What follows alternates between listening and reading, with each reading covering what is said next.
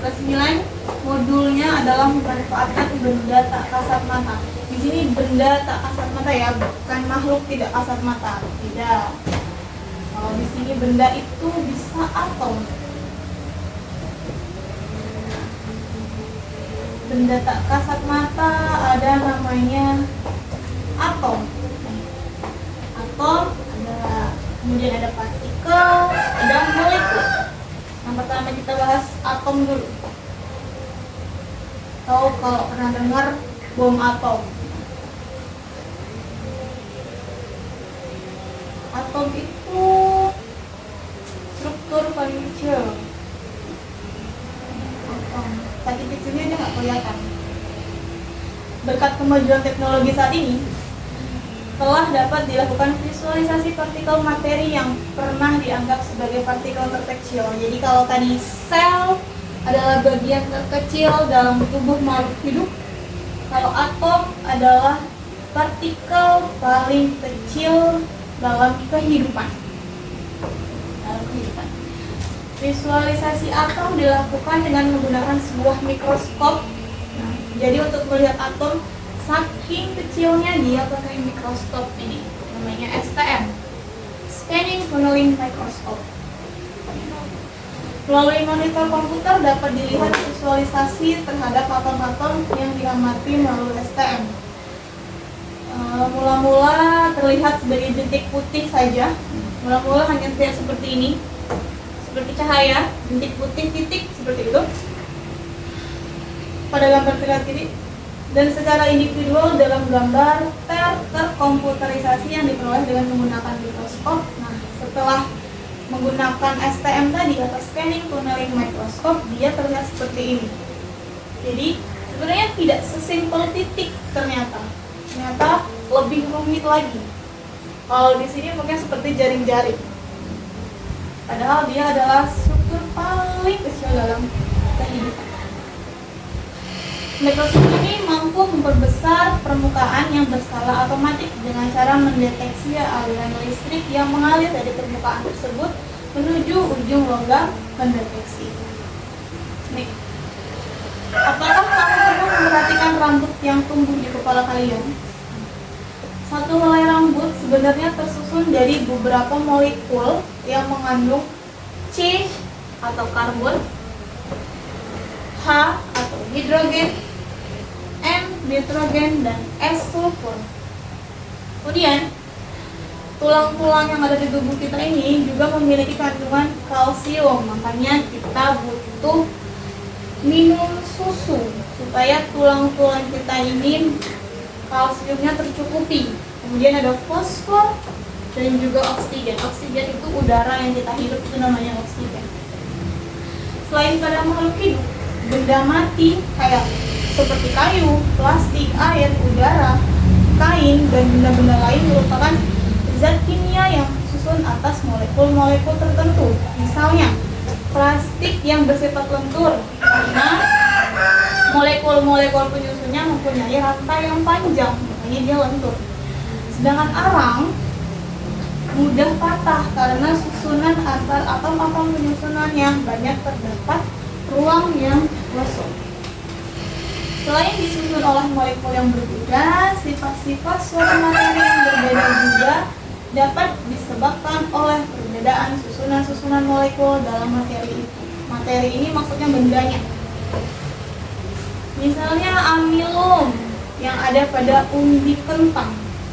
Pada umbi kentang atau ketela pohon juga mengandung pati atau amilum. Pati itu nama lainnya amilum yang dapat kita makan untuk digunakan sebagai sumber energi. Jadi umbi-umbian itu merupakan zat karbohidrat. Ini karbohidrat.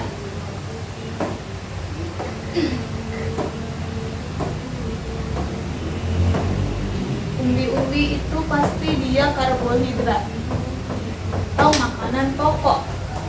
Contoh lain karbohidrat itu nasi atau padi, terus umbi, jagung. Nah, itu karbohidrat yang digunakan sebagai sumber energi. disusun oleh molekul-molekul yang berantai panjang. Rantai panjang tersebut disusun oleh unit-unit lagi yang lebih sederhana atau disebut dengan glukosa. Antara molekul glukosa yang satu dengan yang lainnya dihubungkan oleh atom oksigen dengan ikatan glikosida. Nah, ini maksudnya ikatan glikosida itu. Jadi satu umbi kentang tersusun dari ikatan ini. Ini namanya ikatan kimia atau ikatan glikosida. Kemudian bahkan pensil juga tersusun dari ikatan-ikatan ini. Molekul glukosa yang menyusun amilum tersusun dari atom CHO, C, H, dan O dengan perbandingan tertentu. Kayu yang ada pada pensil tersusun atas selulosa yang juga mempunyai rantai panjang. Molekul panjang tersebut terdiri atas molekul-molekul glukosa yang sama seperti pada padi. Ini ada di sini. Nah, ini maksud dari molekul air itu H2O, molekul hidrogen peroksida H2O2. Perbedaan antara molekul selulosa dengan pati.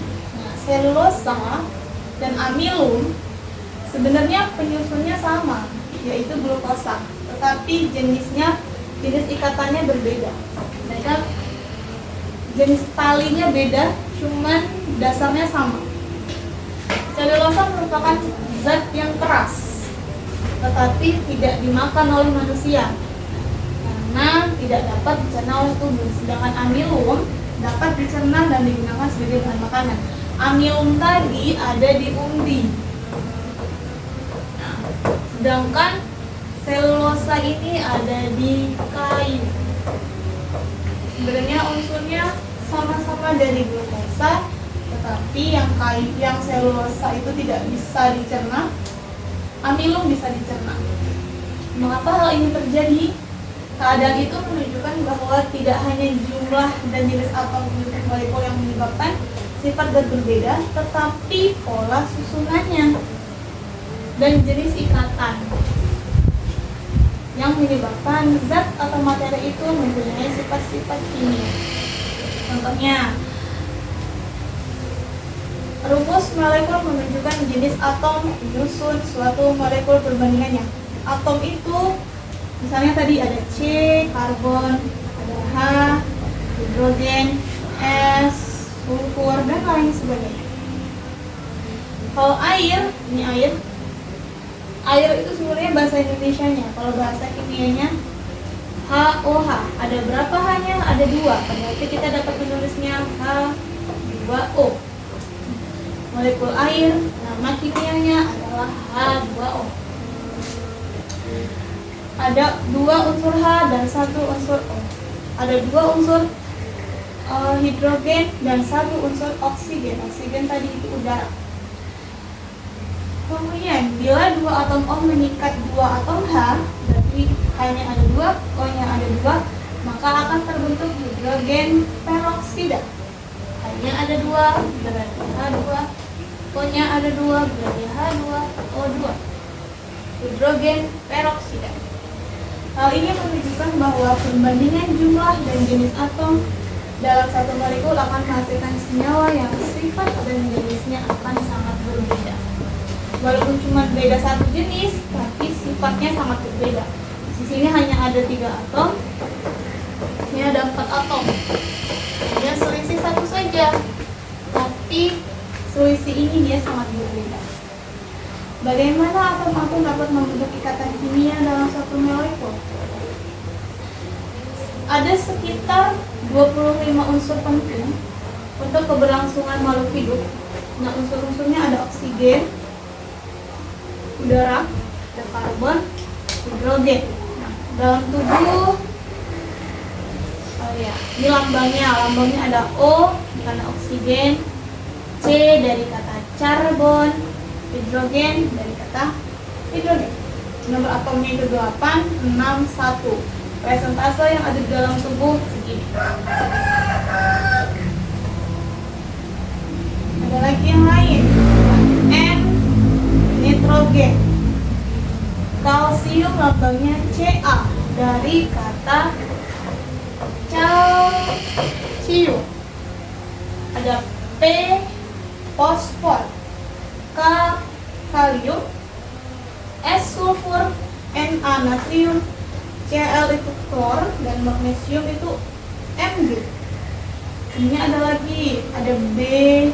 Nah, inilah yang dinamakan atom. Ini namanya atom. Ini juga atom. Ada banyak atom sebenarnya dalam tubuh. Ada boron, fluor, molibdenum, dan lain sebagainya. Seng atau zinc bahasa kimianya menyusun kurang dari 0,01 dari tubuh manusia. Ini ada atom dan penyusunnya.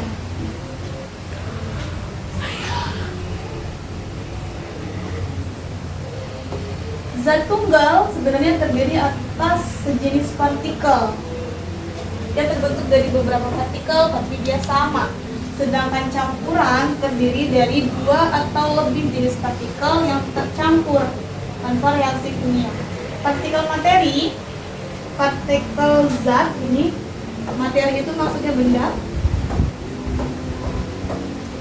dapat berupa atom, molekul, ion.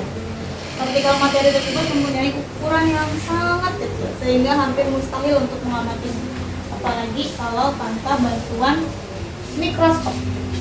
Namun, berkat adanya kemajuan sains, saat ini telah kita lihat partikel paling kecil yang disebut quark atau dalam bahasa Indonesia quark. Anggapan bahwa atom merupakan bola kecil yang kompak dan tidak dapat dipecahkan lagi menjadi partikel yang lebih sederhana, ini ternyata tidak benar. Nah, ada si quark tadi. Penemuan keradioaktifan oleh Anthony Henry Becquerel membuktikan bahwa atom tersusun atas partikel-partikel yang lebih kecil lagi, yaitu ada elektron ditemukan sama Joseph Thomson, ada proton ditemukan oleh Rutherford, dan neutron ditemukan oleh James Chadwick.